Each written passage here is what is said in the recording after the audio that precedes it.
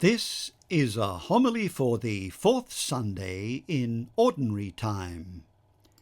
The Gospel for this Sunday comes from the Gospel of St. Matthew, chapter 5, verses 1 to 12. To download the text of this homily as a PDF file, go to sundayhomilies.au. Matthew wrote his Gospel roughly 10 to 20 years after the Gospel of Mark was written. Matthew relies heavily upon Mark, and he incorporates about 90% of Mark's Gospel into his own. Mark has 661 verses, and about 606 of these appear somewhere in Matthew, though often edited, expanded, or rearranged. Matthew follows Mark's overall narrative structure from Jesus' baptism to the empty tomb. The prelude to the public ministry is followed by the Galilean ministry. Jesus and his disciples then begin the journey to Jerusalem for the celebration of Passover. We then have an account of the last week in the life of Jesus, culminating in his crucifixion and burial. Matthew has taken over this basic structure from Mark's Gospel. New Testament scholar Richard Hayes makes this comment on the way that Matthew uses the Gospel of Mark. Although Matthew builds on the foundation laid by Mark's Gospel, he shows little restraint in pressing narrative claims about Jesus and linking them to Old Testament texts. Matthew is far more overt than Mark in his interpretive strategies. Indeed, in many passages, we find him providing explicit explanations of Mark's hints and allusions. This becomes evident in the way in which Matthew arranges the teachings of Jesus into 5 major discourses. The first of these discourses is the Sermon on the Mount. Today's Gospel is the beginning of that sermon. In chapter 10, Jesus summons his 12 disciples and instructs them before sending them forth on mission. Chapter 13 is a collection of parables that offer us insight into the kingdom of God. The fourth discourse is about relationships within the community. And finally, in chapters 24 and 25, we have what is known as the eschatological sermon. Jesus gives a long and urgent teaching about the future. He speaks first about the coming destruction of Jerusalem and the signs that will surround it. He then goes on to speak about his own return at the end of the age.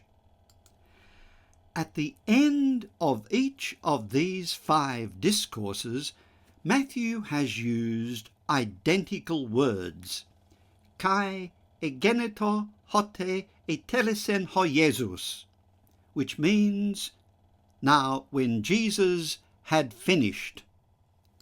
In the first discourse we read, when Jesus had finished these words. In the second discourse, when Jesus had finished instructing his 12 disciples. In the third discourse, when he had finished these parables. In the fourth discourse, when he had finished these words. And in the final discourse, when he had finished all these words.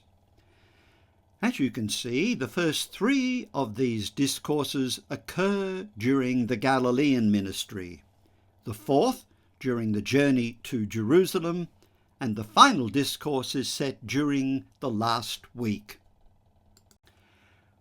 What did Matthew have in mind when he arranged the teaching of Jesus into 5 discourses?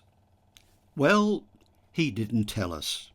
But here's a possible explanation. Matthew is telling the story of Jesus in a way that echoes the great story of the Exodus. He wants his readers to recognize that Jesus is not just another figure within Israel's history, but the one who completes it. By using the Exodus story as a backdrop to the Gospel story, Matthew is showing his community that God's ancient pattern is being brought to its goal in Jesus. This is not a new story replacing an old one. It is the same divine story reaching its climax. Consider some of these parallels. Matthew invites us to remember the earlier Joseph from the book of Genesis. That Joseph was a man of dreams. God guided him, protected him, and used him to save his family. Now another Joseph appears in Matthew's Gospel, and once again God speaks through dreams.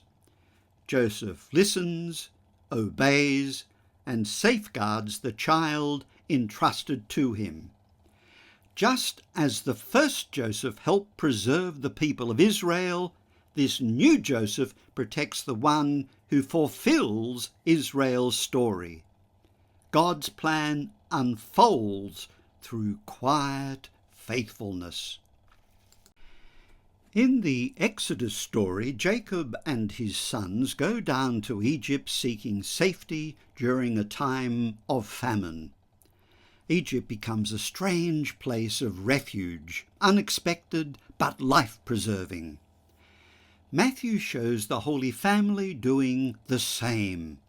Driven by danger, they head south to the very land from which Israel was once delivered. It is a reminder that God's saving work often begins in places we would never choose, and that God can turn even exile into protection. Both the Exodus story and Matthew's infancy narrative are overshadowed by tyrants who cling to power. Pharaoh fears the growth of Israel. Herod fears the birth of a king. Their insecurity leads to cruelty. Yet neither Pharaoh nor Herod succeeds. God's purpose moves forward in spite of them. The most painful parallel between the two stories is the slaughter of innocent children. Pharaoh orders the death of Hebrew baby boys. Herod orders the same in Bethlehem and its surrounding district. The Exodus story reaches a turning point when God calls his people out of Egypt. I called my son out of Egypt. Matthew sees that same pattern replayed in Jesus. God brings the child safely out of Egypt so that a new Exodus may begin. Not a rescue from slavery to Pharaoh, but from the deeper slavery of sin and death. Just as the first Exodus created a people, the new Exodus creates a new people of God, formed not by geography or ancestry, but by faith in Christ. In the Exodus story, Moses leads the people through the waters of the sea. Jesus is baptized by John, who plunges him into the waters of the Jordan. The Israelites wander in the wilderness for 40 years, a time of testing. God's Spirit leads Jesus into the wilderness, and after remaining there for 40 days and nights, the tempter comes to him. Where Israel stumbled, Jesus stands firm. Where Israel complained, Jesus remains faithful.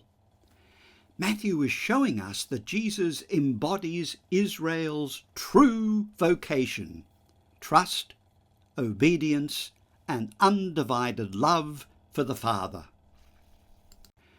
And that brings us to today's Gospel. God calls Moses to the heights of Mount Sinai and entrusts the Torah to him. On another mountain, Jesus brings the law entrusted to Moses to its fulfillment. So coming back to the question, why has Matthew arranged the teaching of Jesus into 5 clearly discernible discourses? Well, there are 5 scrolls of the Torah. Many readers will hear in Matthew's 5 discourses an echo of the 5 books of Moses, the Torah.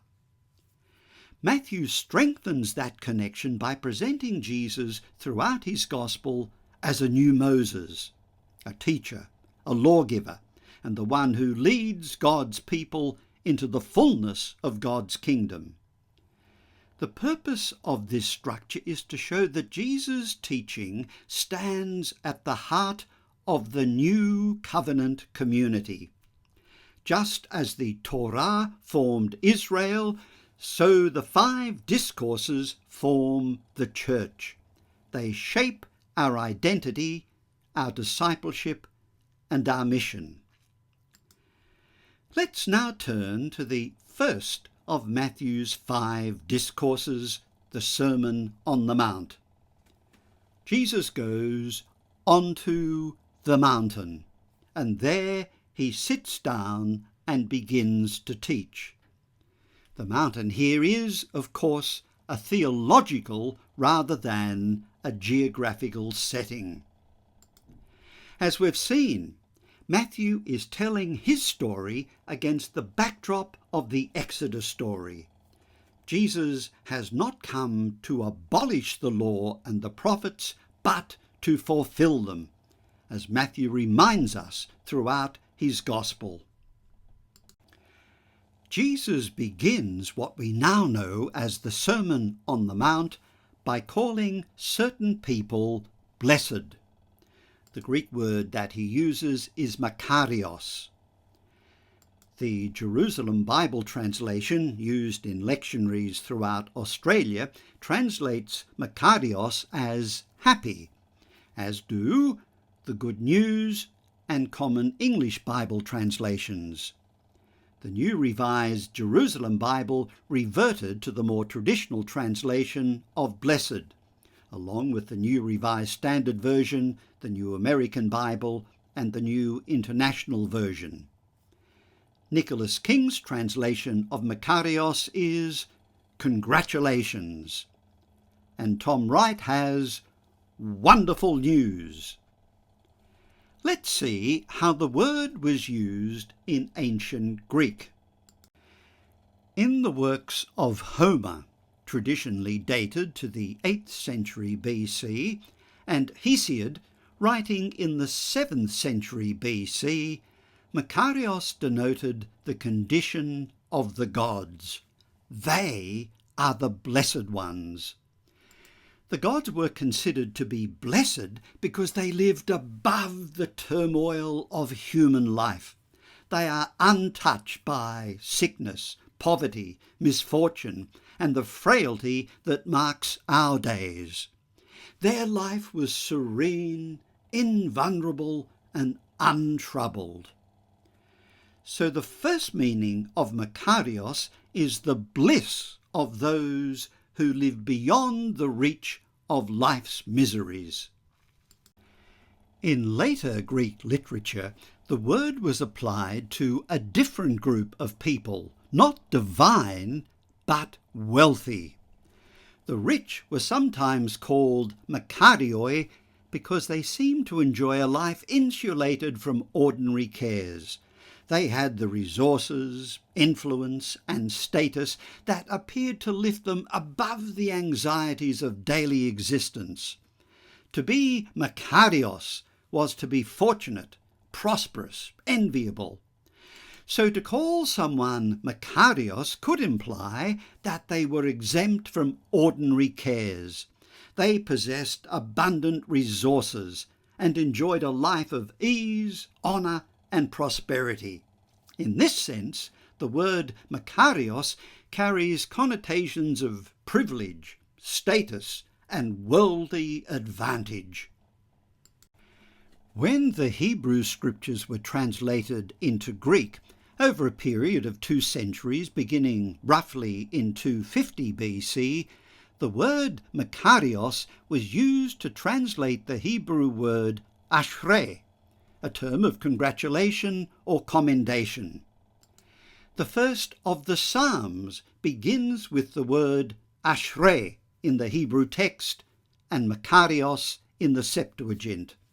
Blessed indeed is the man who follows not the counsel of the wicked, nor stands in the path with sinners, nor sits in the company of scorners, but whose delight is the law of the Lord, and who ponders his law day and night.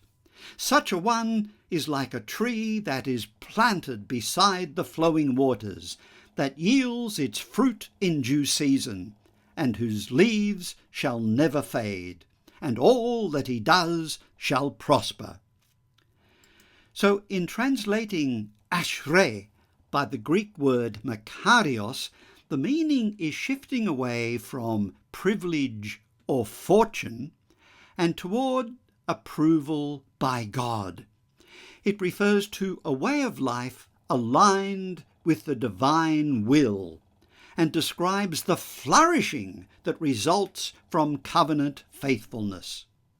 This background is crucial for the New Testament. So when Makarios is used in the New Testament, it no longer describes the gods or the wealthy or those fortunate in worldly terms. It denotes the person who is aligned with God, the one whose life is shaped by God's reign. It refers to a joy and flourishing that circumstances cannot touch. For that reason, it should not be translated as happy in the modern emotional sense. It means deeply flourishing, or being in a state of God-given well-being. We can thank the Vikings for our English word happy.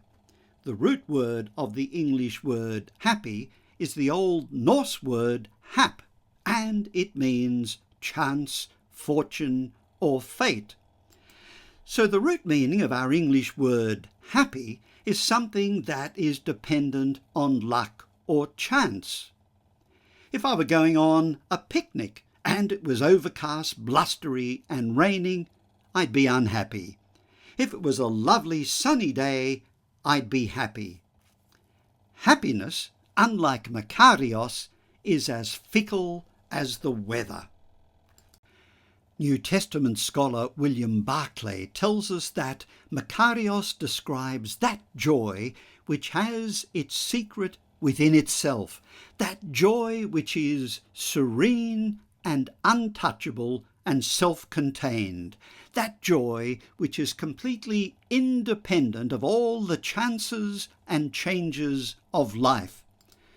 A change in fortune, a collapse in health, the failure of a plan, the disappointment of an ambition, even a change in the weather can take away the fickle joy the world can give. But the Christian has the serene and untouchable joy which comes from walking forever in the company and in the presence of Jesus Christ. So who are the blessed ones? Jesus tells us: the poor in spirit, the gentle, those who mourn, those who hunger and thirst for righteousness, the merciful, the pure in heart, the peacemakers, those who are persecuted in the cause of righteousness.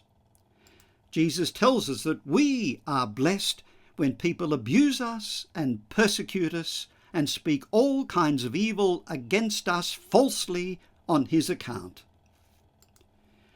Brendan Byrne points out that the Matthean Beatitudes, some of which overlap in content, cohere around the idea of living in a non-grasping, sympathetic way. In 1976, the psychoanalyst and social philosopher Erich Fromm wrote "To have or to be." The title describes two different attitudes to wealth and possessions. Some people measure success in terms of what they have. Others measure success in terms of who they are. Fromm argues that we live in a society in which the supreme goal is to have, and to have more and more. A society in which the very essence of being is having. If one has nothing, one is nothing. Fromm quotes two poems to illustrate these two different approaches to life. In each of the poems, the poet encounters a flower. The 19th century English poet Tennyson sees a flower while taking a walk. Flower in a crannied wall, I pluck you out of the crannies. I hold you here, root and all, in my hand. The 17th century Japanese poet Basho also sees a flower, a Nazuna, but his response is quite different. When I look carefully, I see the Nazuna blooming by the hedge. Ah! The difference is striking. Tennyson reacts to the flower by plucking it up, root and all. He wants to have it, to possess it. And of course, the uprooted flower will soon die. The Japanese poet's reaction to the flower is entirely different. He doesn't want to pluck it. He doesn't even touch it. He is simply transformed by the flower's beauty in a moment of ecstasy. The Beatitudes focus on the inner disposition of the disciple and the disciple's relationship to others. It's important to note that they are talking primarily about attitudes and how these attitudes should be manifested in the life of the disciple. Let's look at some of the inner dispositions of the disciple. Blessed are the poor in spirit. The Greek word translated here as poor is tokoi in the plural and tokos in the singular. The word tokos comes from the Greek word toso, meaning to crouch or to cower, which reflects a posture of begging. The tokoi were destitute beggars, the extreme opposite of the rich. They were the economically impoverished and marginalised. They were almost totally dependent upon the generosity of others for sustenance.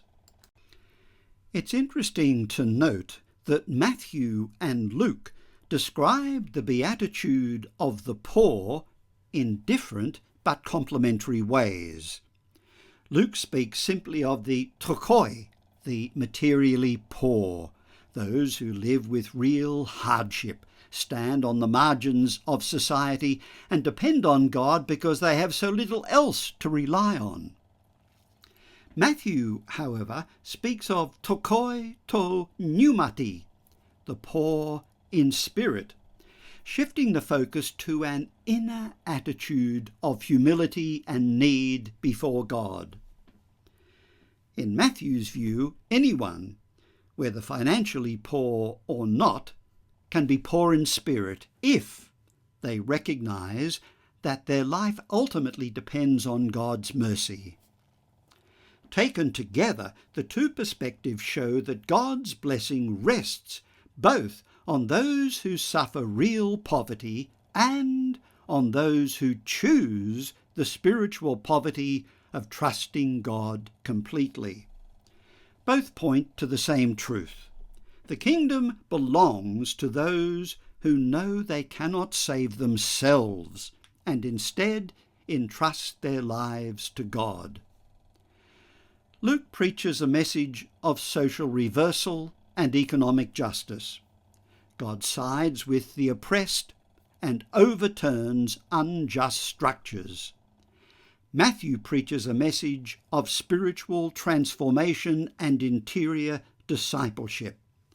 God blesses those who recognize their spiritual bankruptcy and rely wholly upon grace.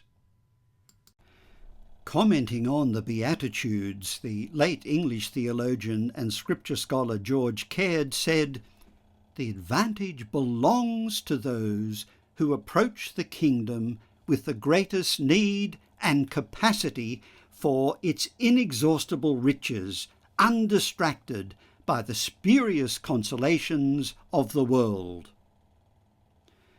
Those consolations, such as wealth, position, prestige, and popularity, are a potent brew that often deaden the human spirit.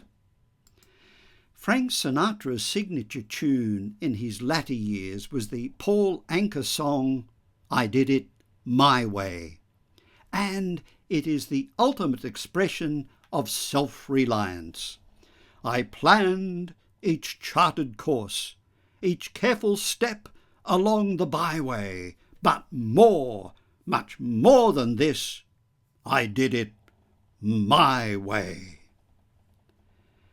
Needless to say, this is not the anthem of the poor in spirit, but the siren voice of personal autonomy and self-sufficiency. Blessed are the gentle, praís in Greek.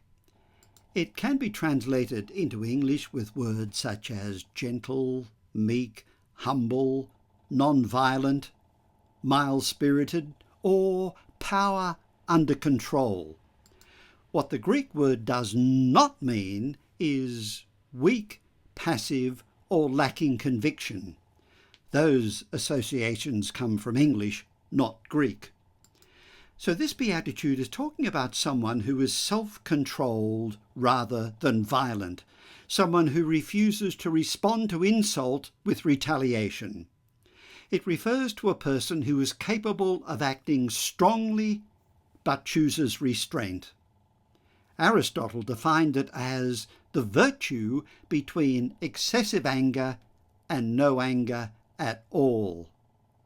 In other words, controlled and proportionate response. Blessed are the pure in heart. The Greek word katharos means clean, pure, or unmixed, and it has both ritual and moral dimensions. In the Old Testament and the Septuagint, it often refers to objects or people who are ritually clean and therefore able to enter God's presence. But the word also describes something free from corruption or mixture, like purified metal, clear water, or upright conduct. Because of this range, katharos can speak of moral integrity, sincerity, and a life that is not divided by competing loyalties. When Jesus uses the term in the Sermon on the Mount, he stands in the prophetic tradition that insisted God desires not only external purity, but an interior life aligned with God's will.